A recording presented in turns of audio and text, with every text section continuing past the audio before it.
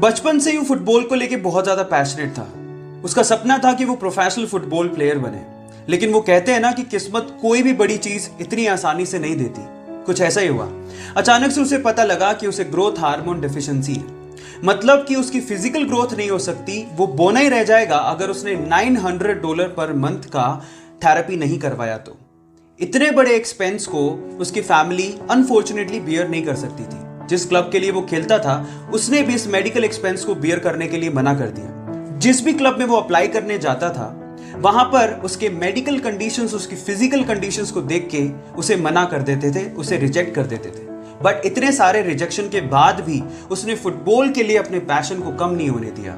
Finally किस्मत के दरवाजे खुले और एक बहुत बड़े football club, Barcelona football club ने उसे इनवाइट किया और कहा कि अगर वो उसके टेस्ट सेशन को पास कर लेता है तो उसके मेडिकल एक्सपेंसेस को वो क्लब बियर करेगा। जब पहली बार वो टेस्ट सेशन के लिए ग्राउंड पे उतरा तो बहुत सारे फुटबॉल प्लेयर उसके बोने कद को देख के हैरान रह गए।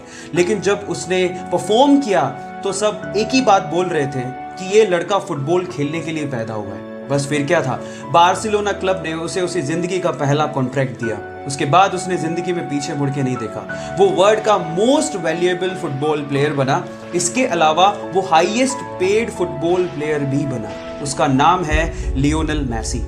गाइस, एक बार किसी रिपोर्टर ने उससे पूछा कि उसकी ओवरनाइट सक्सेस का राज क्या है, तो उसका जवाब आप लोगों को सुनना चाहिए। उसने कहा कि इस ओवरनाइट सक्सेस के पीछे 17 साल 114 दिन की कड़ी मेहनत है। उसके बाद वो यहां तक पहुंचा। सो गाइस, इसीलिए कहते हैं कि सक्सेस ओवरनाइट नहीं मिलती।